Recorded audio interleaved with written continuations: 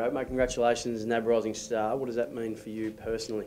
Yeah, I guess it's a little good luck, a good achievement to get on along the way. But personally, all I was thinking about the weekend was the win. To be honest, the team did such a good job. I was that happy, and then I guess it's just kind of a bit of cherry on top to get the NAB Rising Star for the week.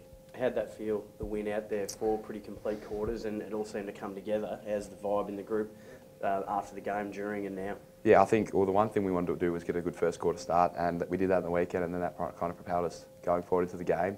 I think we needed a game like that to give us a little bit of confidence because we've been playing good footy, but just haven't been able to get the wins on the board. So to get something like that can actually show us that we can do it, gives us a bit of relief, and then going forward will give us a bit more confidence going into the next couple of weeks.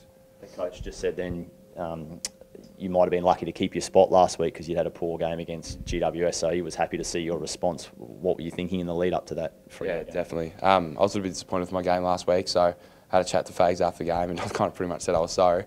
And he said, well, you got next week to prove it, so to come out this week and play a bit better footy was a little bit more of a confidence boost for me, and yeah, I'm pretty happy with my game, so yeah.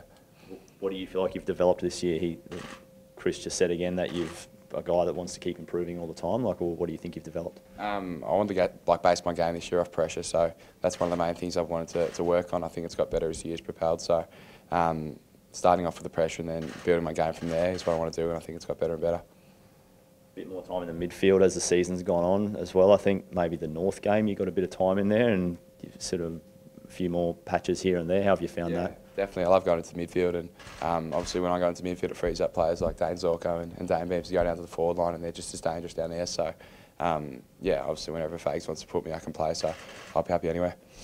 Got the fin going on the weekend. How's that? Yeah, it wasn't too bad. I saw the opportunity to go for it, so just chucked it out there and ended up being a goal for the Sork, so no, it was good.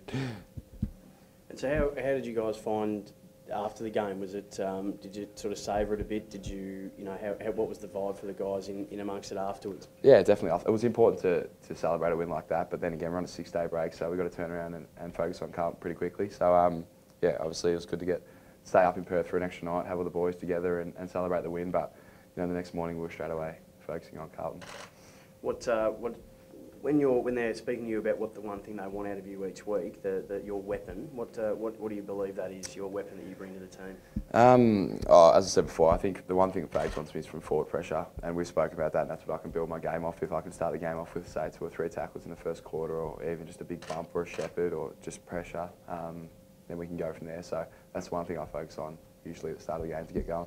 Fags talked about the mateship of the group and how close you all are. Is that what you found since you've been up here? How are you enjoying being around this group, and what do you think the future is? Yeah, definitely. Obviously with everyone being so young, everyone's got so much in common and so easy to connect with everyone. So obviously the future's very bright at this club, having so many good young players. Obviously we're all going to grow up a bit better and be stronger and better and quicker. So yeah, I can't wait to see what the future holds.